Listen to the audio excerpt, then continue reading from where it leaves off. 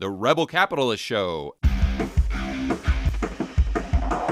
All right, guys, it gives me a great deal of pleasure to welcome someone to the Rebel Capitalist Show that I have a tremendous amount of respect for. I've really looked forward to speaking to this gentleman. He really needs no introduction. His name is Dr. Chris Martenson. Chris, welcome to the Rebel Capitalist Show. Hey, George. It's such a pleasure to be here with you, all your followers. Thanks for having me on. I'm super excited to get into this because there's so much misinformation on the internet right now regarding a lot of things, but especially a topic that you really focused on, and that's what's going on with the virus and with COVID. I call it the cerveza sickness, so YouTube doesn't demonetize me. But I wanted to start there for some of my viewers who may have not seen your more recent content. And just from a selfish standpoint, I want to get the lowdown, and I want to get kind of sift through all the fake news to determine what is accurate, what isn't, what we should be worried about, and maybe what we shouldn't be worried about. So I wanted to start off with masks and really get the lowdown on, are these things, do they work? Do they not work? Do they have to be used in a certain way to work properly? Are these blue masks, are they just worthless? Is it just an N95 mask that does anything? And if so, what does it do? I think a lot of people have this false sense of security that all they have to do is just wear a piece of cloth over their face and they're good to go.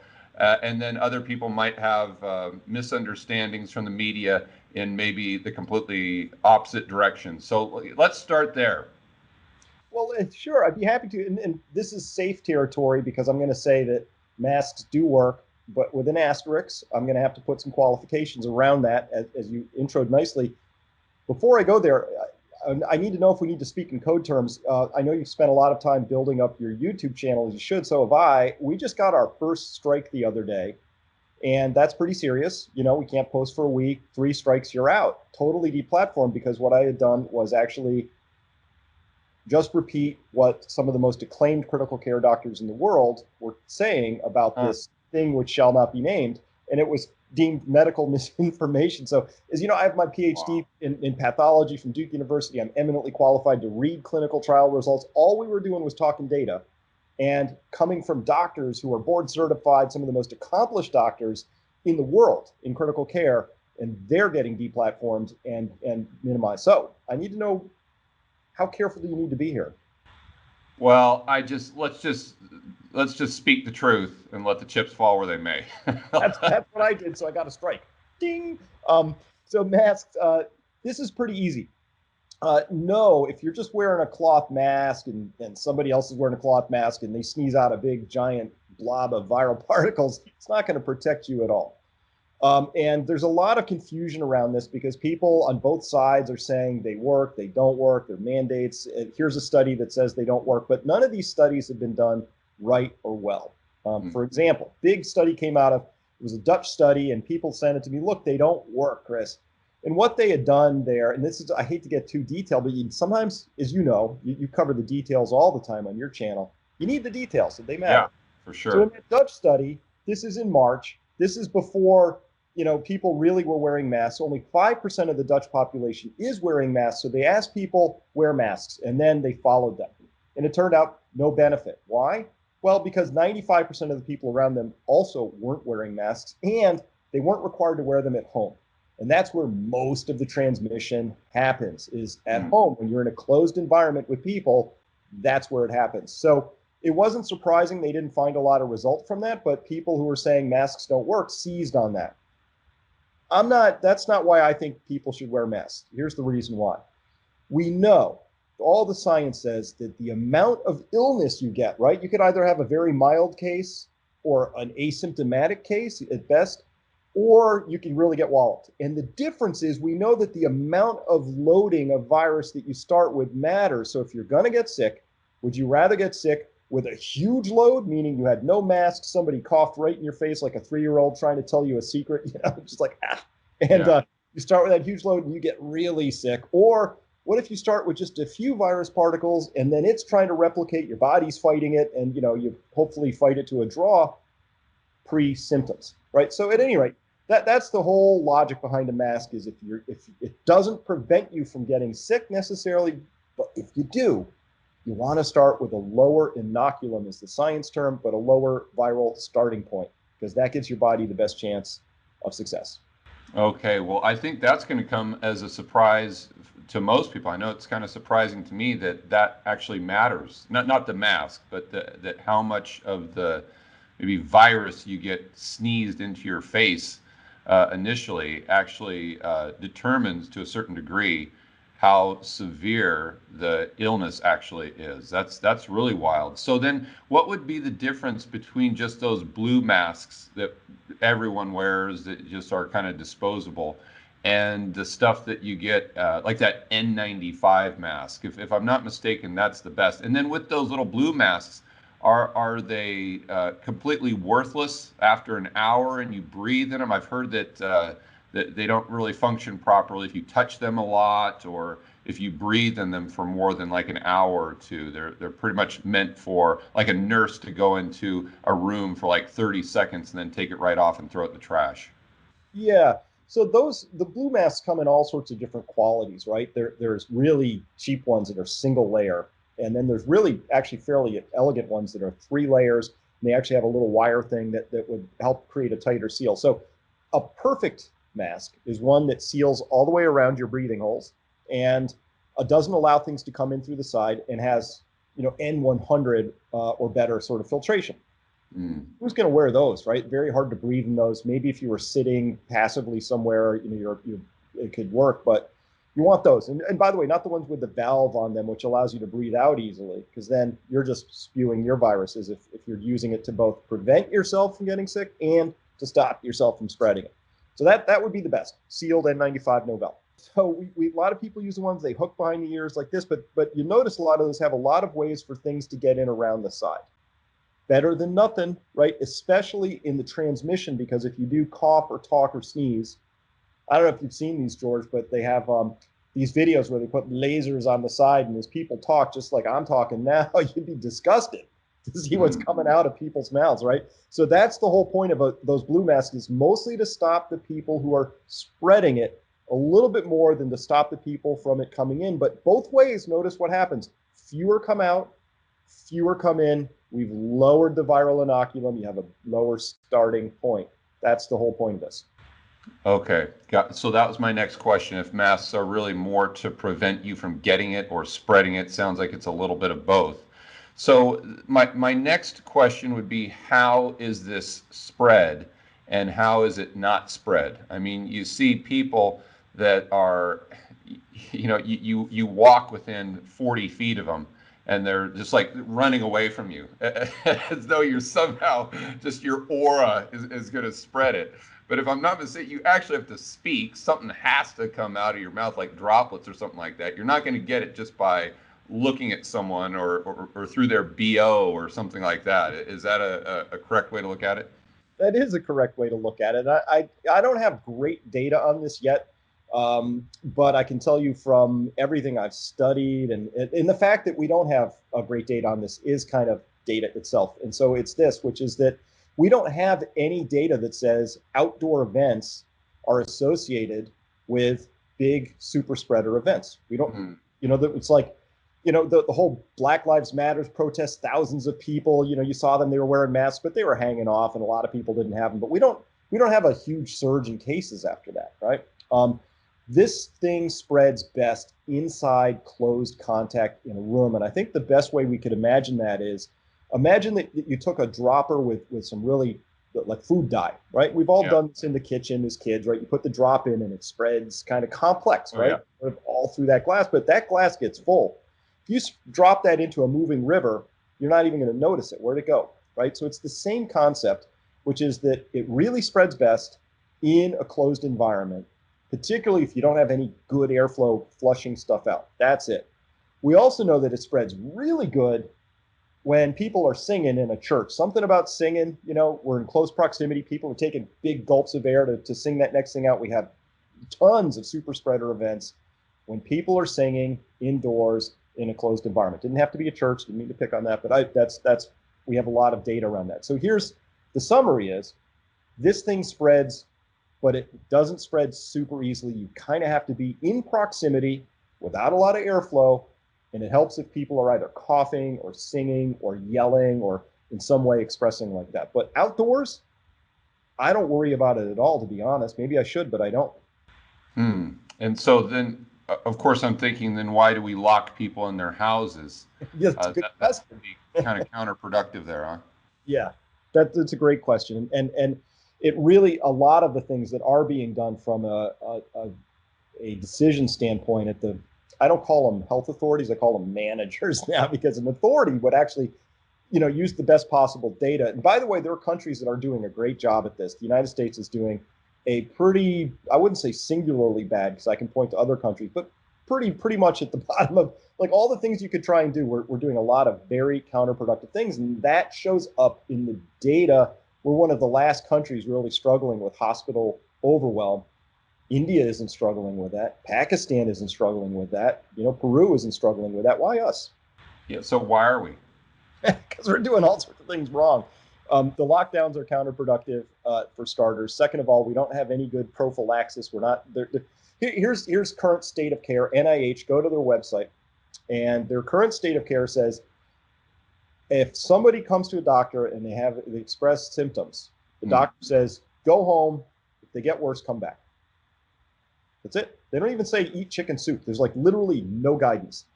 Lots of other countries have figured out there are many effective things you can do, and many of those things, if I even talk about them, the pharma goons are gonna ding your channel, and so I don't even talk about them anymore. That's the country I live in. So we have no prophylaxis, and we're telling people to go home where it spreads the best, and then we have all these really weird exclusions for essential, which again can spread it. So in Australia right now, it just came out this morning that if you live like in New South Wales or something like that, like it's beautiful, it's open, you could go to the beach, it's summer. No, you got to stay home locked down. But if you work for an airline, there's no quarantine, no automatic quarantine for pilots or stewardesses coming in.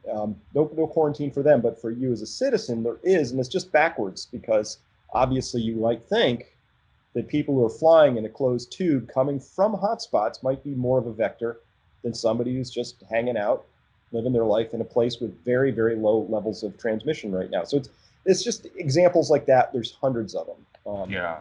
I was just on a plane going to Las Vegas, and man, it's getting me fired up because I was trying to sleep a little bit, and I'm 6'4", so I got a big head, and that blue little mask thing, it kept going, like slipping down a little bit when I was falling asleep. And the stewardess gal kept tapping me on the shoulder and waking me up every 5 minutes to pull the mask up. Meanwhile, half the plane had no masks on whatsoever, just getting lit off vodka and tonics and, drinking their alcohol. And I'm like, are you kidding me? Like, how does this make any sense at all? But one question I want to ask, because I know this has kind of been a moving target. I started talking about this with Eric Townsend, and obviously you were right at the forefront of this back in January, and you had some data, but not everything. And now that we have a little bit more data, how is this? Well, I guess the question would be: is this the flu? And if not, why? Well, it's a little bit of both. It's a pretty bad disease. If it's untreated or you don't have effective treatments for it, it's a very bad thing, right? So what's different about it is that it came however it arose, and there's a lot of controversy about where it came from and how. It came out of the gate perfectly tuned for the human body. And it doesn't just come in through the ACE2 receptor, which would be bad enough, right? That means it gets into the lungs, nasopharyngeal area. It's got access through the gut, the testes. It's got a ton of ways. It's like a burglar who's got a perfect key to get into your house. But this burglar also can tunnel in because it can go in through, now we know at least 5, but possibly 6 receptors. So that makes it a little different. It's harder to fight because it comes in and can do all kinds of things. So one of the keys gets it into a receptor called neuropilin-1. That's heavily expressed in neuronal tissue. It explains what they call anosmia, but that's a loss of sense of smell and taste, which is really actually pretty, people have described that as one of the worst outcomes of this for them because they lose they lose weight because they don't even like food anymore. It's lost all sense of smell and taste. So this thing is not like the flu because it can come in through so many different gates. And when it comes in, it also really ravages the body, again, if it's untreated. Now, we're not in the bad old days of February and March where they just crammed people on ventilators and hoped for the best. We have really effective treatments now, and so that's the good news. The great news, which I'm really happy about, is I think this has taught me and there's a lot of other people about viruses. Flu is almost crushed in this flu season. It's just because people are taking some of these other minimal precautions. You remember the bad old days? You'd be on that plane to Vegas, right? And there would be that person who would come in and they're just dripping and sneezing and just like not even. Yeah, the hacking cough. Yeah. Yeah, and you just know they're just spreading the whole thing around. I just hated those flights because I'm trained and I'm like, geez, I don't want to get sick. So we've learned a lot, and we've learned how to control viruses, and we've learned how to have good prophylaxis against this. And this is the part I can't say without getting either of us in trouble. There are cheap, pretty much over the counter in most countries, remedies that are fairly effective by all the data. We have randomized clinical trials, we have observational studies, we've got all this data pouring in from around the world. But I will tell you that India right now, they have a death count on a per million basis that's 1/9 the United States. They have 100 people per million in India, with all of its slums, its complete inability to socially distance, people who don't have the option to just stay home and not work. Like, none of that's going on. And their death rate is 1/9 the United States on an adjusted per million basis. So how is that? Well, they're busy distributing these little blister packs with 4 different things in there, which I've talked about extensively on my show. Vitamin D is one. I think we can still say that safely. Zinc is another. Can say that. So they just went through the data and said, oh, here are things that actually work, and they distribute these things, and they cost about $1.50 for a protocol. Then they're just handing them out. So they've actually really done a great job. And if we did the same thing, we could get right back to work probably in a couple of weeks, no question. If India can do it, I'm pretty sure we could do it. We're just not. And there's a whole story there that's. Who knows? So how about age, Chris? Like, is this something that for an age group of, let's say, 60 and above, they should be concerned with and really take precautions, but maybe below 60 and not so much, and below 40 is go ahead and get it so we can get up to herd immunity as quickly as possible? Yeah, I can do you one better than that. So maybe I'll send you this chart and you want to sort of stitch it in, but I can describe it. Imagine we have a log chart. And the log chart is mortality running up the left axis, and we've got age running across the right axis. And so log chart, you can draw a dead straight line up that thing at a 45-degree angle, and it just simply says that as a function of age, you have an exponentially increasing chance of mortality with this thing. So It's, if you want it, like, it's perfect straight line. It doesn't sort of wobble anywhere. It's not an S-curve that's complicated to explain. It's a straight line. So it means that, for every decade you're chopping off, you're exponentially decreasing the risk. So below, certain age, the risk is so negligible of mortality that shouldn't be the thing that gets us worried. What does worry me, though, still, remember I mentioned this is like a burglar with 5 keys to get into your house. It still leaves some people pretty messed up. And so untreated, I think this is something everybody would like to avoid, because you don't know that roll of the dice. You're going to be one of those people with cardiac issues, with long-term lung damage, with long-term, what they call long hauler syndrome, kidneys, all that stuff. It's not good. And we now have effective ways of combating that, I think. So. Yeah. As someone who, and I don't want to put words in your mouth, but I would assume through watching your content for many, many years, you kind of lean more libertarian. And you're not a big fan of big government and central planning. How do you reconcile the lockdowns and what is now just incredibly excessive government control? And my big concern going into this, even back in January, is I said, listen, we don't know how bad this is going to be. You should take precautions. We should be cognizant of this. But one thing I don't want is government coming in and doing anything other than just giving us information and allowing us to make our own decisions as to how careful or not we want to be. Because once they cross that line, they never go back. I mean, 9/11 is a fantastic example of that. And I guess the extension to that question would be, now that the government has crossed this line in our lives and can just on a whim say, okay, you're locked in your house, you're in jail, you can't go to the beach, you can't open your business, you can't do these things. What happens in 3 years when we get another something that may not be as bad, but just their kind of go-to response mechanism is lockdown.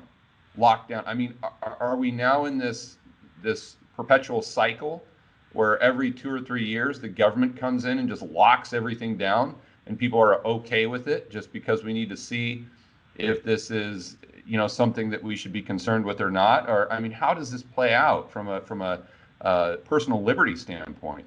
Yeah, you're exactly right.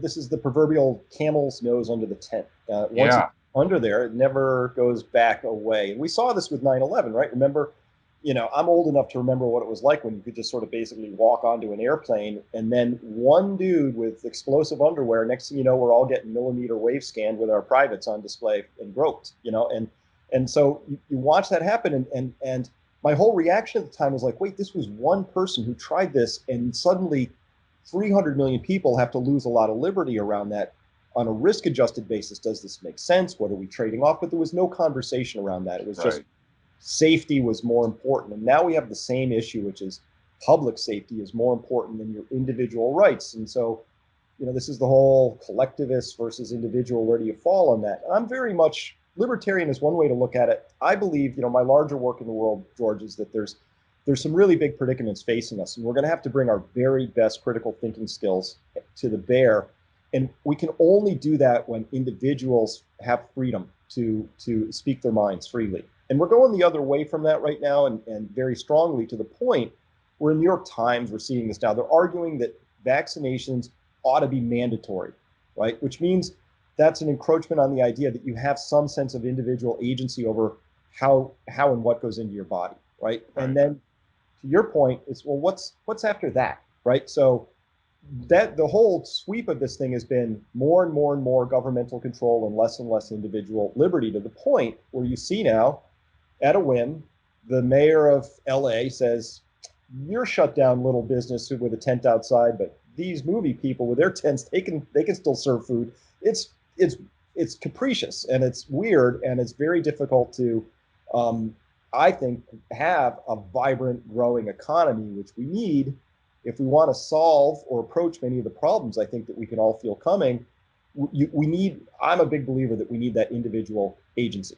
And that's the biggest thing I'm concerned about here, is this freezing of ideas, of thoughts. My own platform has run into trouble because I'm daring to talk about scientific findings that I can point towards. I can show you the studies, and there's now a vein of thinking which says you can't do that.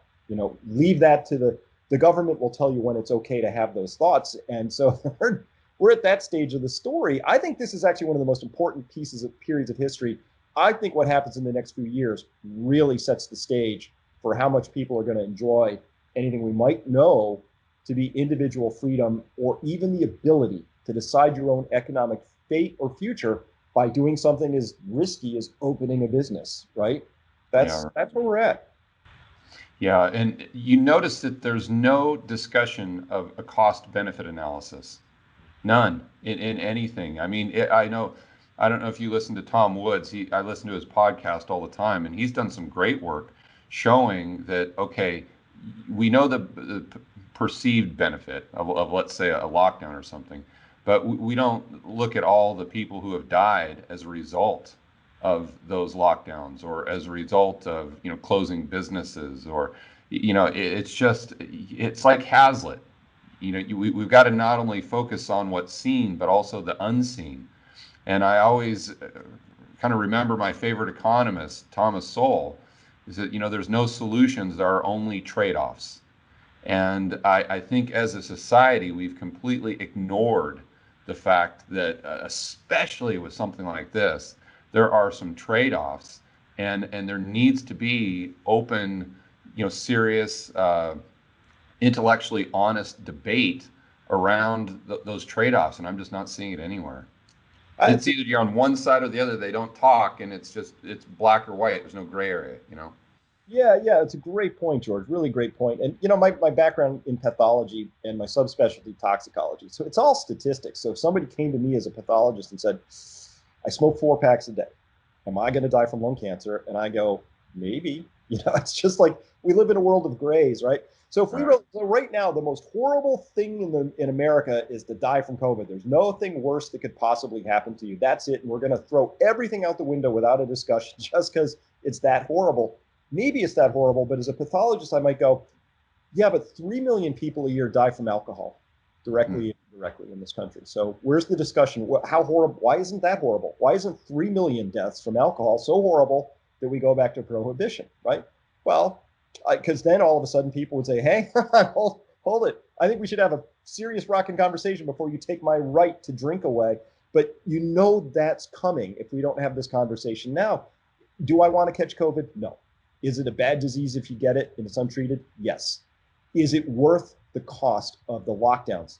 No, because we haven't had that trade-off conversation. I named alcohol. I could name you 10 things that are higher on the risks thing that are worse than that, right? And so we're not having those conversations, which just tells me that our culture something's happening here that I think you and I are sort of nibbling around the edges of, which is there's something going on here, and maybe it isn't so much about the disease. Maybe it's about all the ways in which certain players and participants are using that in order to advance certain agendas that they happen to have, which I totally get, right? There's money involved, there's power, there's ego, it's the usual stuff, but maybe we could just have that conversation directly and say, is that what we want to do here? I went back and looked at the data from the Spanish flu in 1918, and I noticed, ironically enough, that really hit the United States in March, pretty much the same month, but a few years ago. And then what happened is you get that first wave, the second wave in the fall, and then the spring, you get kind of a third wave. And then it really just fizzled out because people reached, I guess we reached herd immunity in the United States. Obviously, there wasn't a vaccine back then. So I was thinking that, okay, we're on that same timeline now. If we didn't have this vaccine, would we have potentially just got up to herd immunity by that point anyway? And therefore, maybe the vaccine isn't as necessary as the media would lead us to believe? Or am I just not seeing it correctly? This is a really complicated question. I hate to be that guy. Everything's got a lot of details, but it turns out that the Spanish flu was a form of influenza, and this is a coronavirus. And our bodies, through life has been fighting with viruses, if you want to look at it that way, or coexisting for a long time. And so, really elegant strategies have been worked out. And for whatever reason, through history and evolutionary history, our bodies decided that they were going to fight coronaviruses for the most part with a T cell immunity, which I've talked about a lot because it's very different from the B cell, which is what they're trying to do with these vaccines is get your immune system up so that it recognizes a foreign antigen and you make antibodies against it. That's one way to do it. The other way is you have these cells which recognize foreign invaders. So it makes it more complicated because here's what we know. We know that some people, when they get this thing, are completely asymptomatic.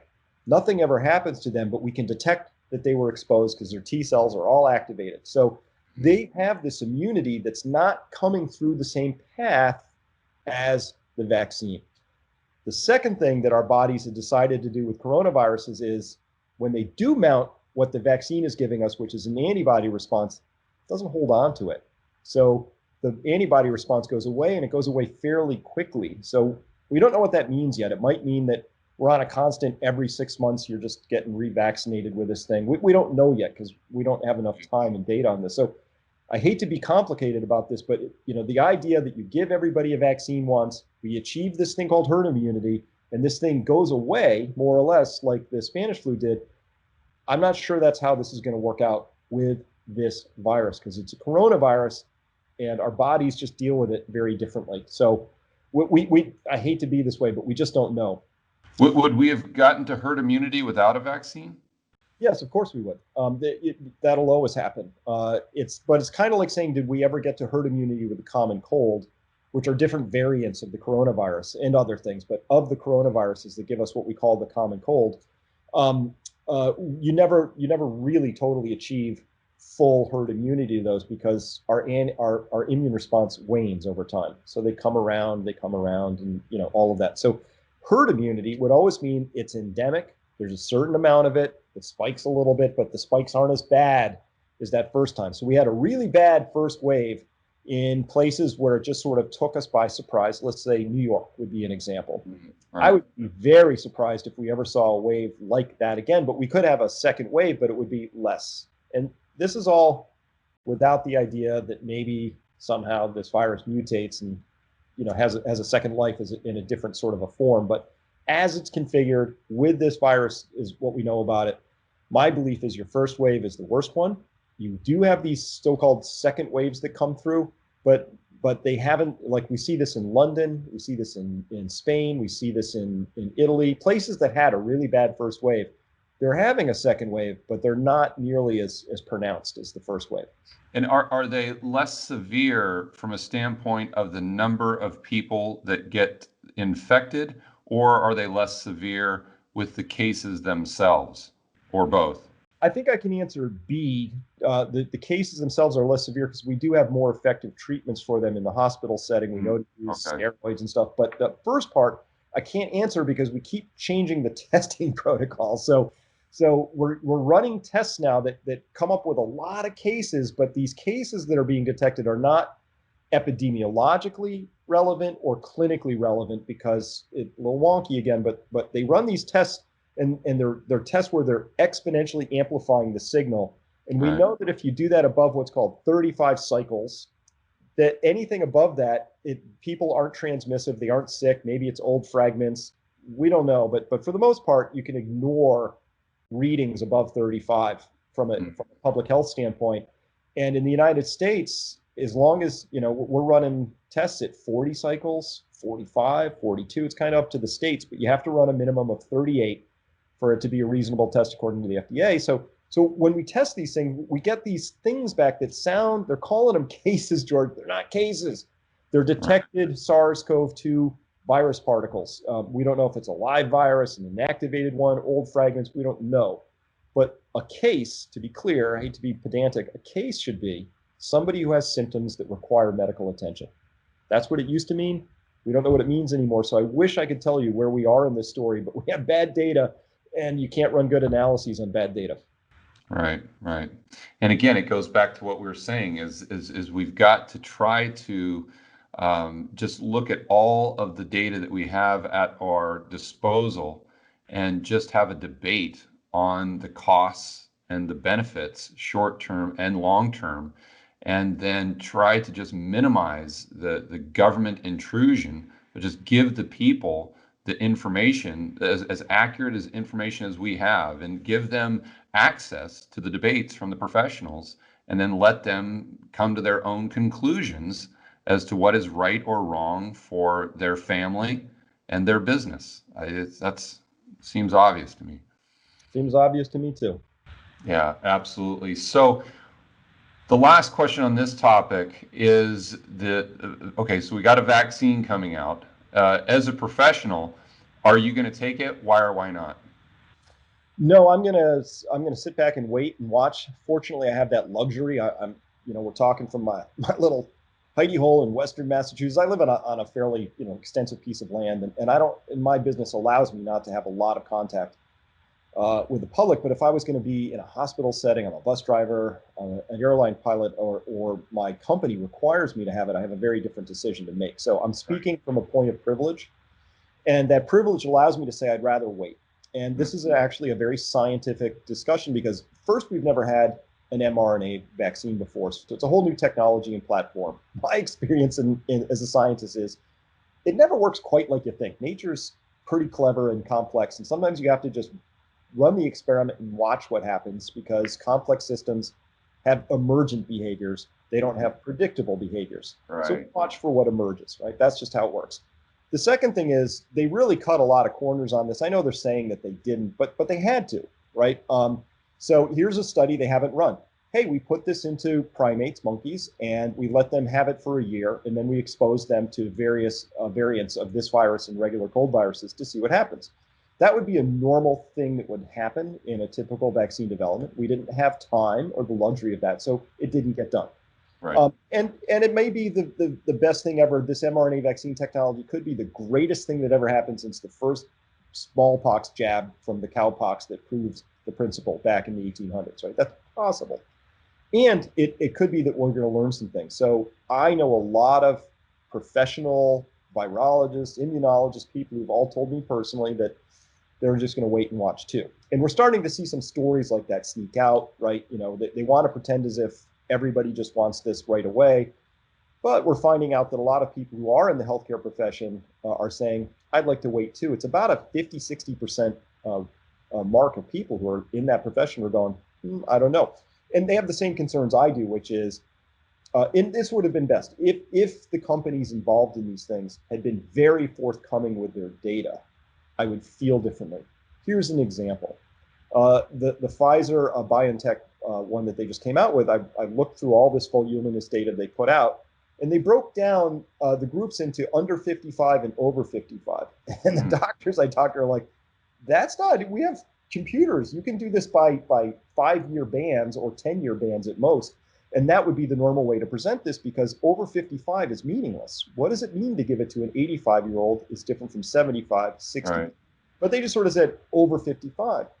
So to people who study these things, there's a reason when a company groups things in that way, and it's because they thought it looked better when they grouped it that way. So it's just, if they really wanted to create a lot of comfort for people like me who like data, they would have broken the data out in the usual way. And then we could have looked at big tables and said, is there any difference by age? Oh, no, great. But the fact that they grouped it like that is not confidence inspiring. And, you know, this is just being, this is just how the world works, right? Companies have an interest in, look, 90% of every study that's ever been run by a pharma company that got put into JAMA or Lancet or anything like that, 90% of them showed that their experiments worked and that their drugs did what they said they were going to do. How is that possible? You would think every so often, law of random averages, things wouldn't quite go your way. And it's really funny, if competitor A tests their stuff against competitor B, their trials win, and vice versa. Right. It just tells you that this is just humans. It's the law of incentives. You know, as Charlie Munger, Buffett's right-hand man, said, you show me the incentive, I'll show you the outcome. I'm a huge believer in that. And I think that means that the bar is even higher for people who want to come through a rush protocol, not lower, because we're in such a hurry. Yeah.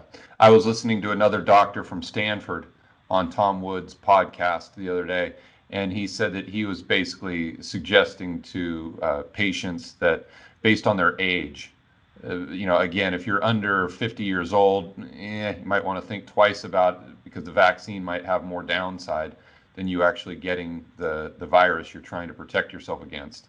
But if you're over a certain age group, or you're 400 pounds, or you're diabetic, or you have one of these high risk, you're in one of these high risk categories, then you might want to think about it. That's kind of how he broke it down. It made a lot of sense. What are you doing in your own life, Chris, to increase your personal freedom? I know this is something you talk about on your channel, and you're actually living it yourself. And I'm very good friends with Lynette Zhang, and this is a strategy and approach that she's taking as well in her own personal life. And I think it's very interesting, because most people that watch my channel, they want to increase their personal liberty and their personal freedom in a world where that's becoming increasingly difficult to do.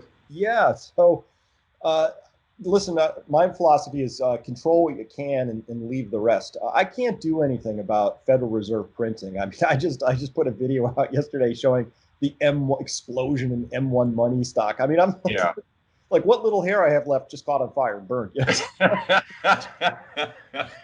66% increase year over year. Oh my, So what I buy gold, and I buy real estate, and I buy hard assets, and I think about Bitcoin and stuff like that. I can't control that, but I can control what I do with my currency units. I'm very concerned about all the things the Great Reset people are talking about. And so take a couple of hop, skips, and jumps. My personal strategy is I bought a piece of property. It's got okay land on it, but I'm improving the soil as fast as I can. And for the first time in my life, we got cows, we raised pigs this year, we got some chickens, got a garden. Because I have this feeling, this crazy idea that I would like to have my calories as close as possible going forward. And it feels right too, because I can address a lot of the things that concern me. I can't do anything about all the use of pesticides in industrial agriculture, but I can make sure that my local little corner of the universe is really abundant for all the plants and animals that want to come inhabit that. And my abundance is their abundance, and their abundance is my abundance. So that's what we're doing. And I like to live around beauty. I'd rather not live in a degraded, rundown, sort of fully extracted environment. So these are all things I can control, and they feel good to me. It's a great pastime. I love being outside. I love tending animals and plants and things like that. That's me. But everything I'm doing here is about, really, if you listen carefully, I'm building the bottom of Maslow's hierarchy of need: food, shelter, safety, warmth. I want to make sure I've got those attended to, because I'm really concerned that all of this hyperprinting leads in a bad outcome.